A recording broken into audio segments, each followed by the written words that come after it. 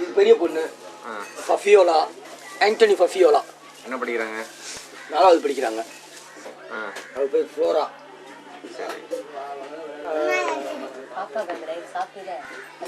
மூணாவது படிக்கிறா அப்படி. சரி, இவரு 1வது படிக்கிறா அப்படி. Milton Mercy.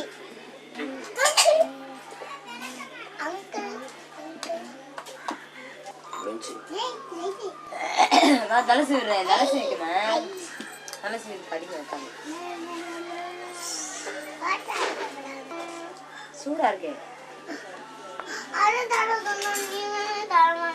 பல்லு விளக்கு.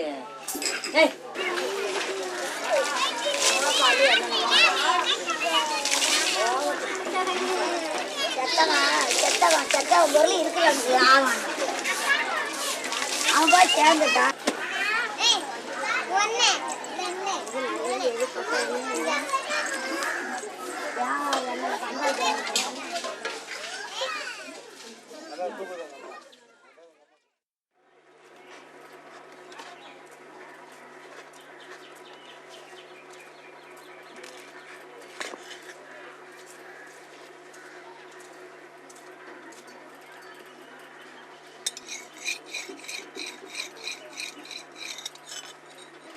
எப்படி தொழில் போயிட்டு இருக்கு? மாறா போடுது. இன்னமும் சர்வீஸ் செய்றீங்களா நீங்க? நாங்க இன்னமும் வேலை பாக்குறீங்களா?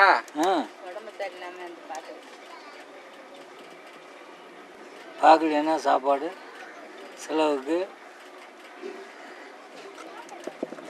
யாருக்கு நீங்க செஞ்சு கொடுப்பீங்க? நான் சந்தைக்கு போடுறது. நான் கடைங்களுக்கு கொடுத்துக்கிட்டு இருந்தேன். இப்போ நிப்பாட்டிட்டேன். எங்க போவீங்க? சந்தைங்களுக்கு.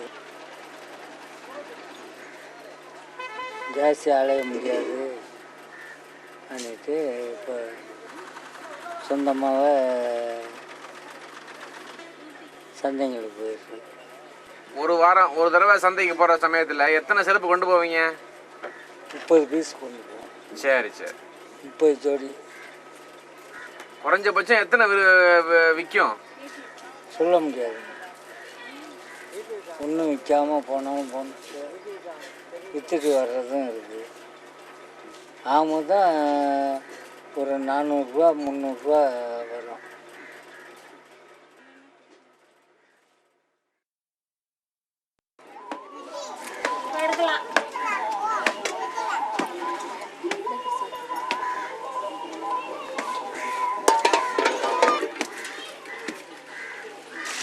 கொஞ்சம் போதும் போதும் போதும். சட்டம் ஊழலுங்க சார். சட்டு கட்டுறாப்பா. எதுக்குது? இந்த ஓட்ட உடசல்கள்லாம் வைக்க.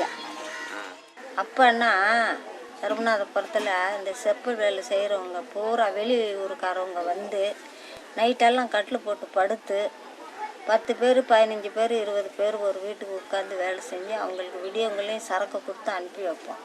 இப்போ அந்த பவர் கிடையாத. செப்பல் வேலைக்கே இப்போ மதிப்பு இல்லையே. ராத்திரிலாம் தங்கியிருப்பாங்களா? ராத்திரியில் கட்டில் போட்டு எங்கள் அப்பாலாம் கட்டில் போட்டு படுக்க வச்சுருந்து 4-5 ஆள் 10 ஆள் கூட்டி வேலை பார்த்து காலையில் 6-7 மணிக்கெல்லாம் அவங்களுக்கு சரக்கு போட்டு குருத வண்டியில் அனுப்புவார்.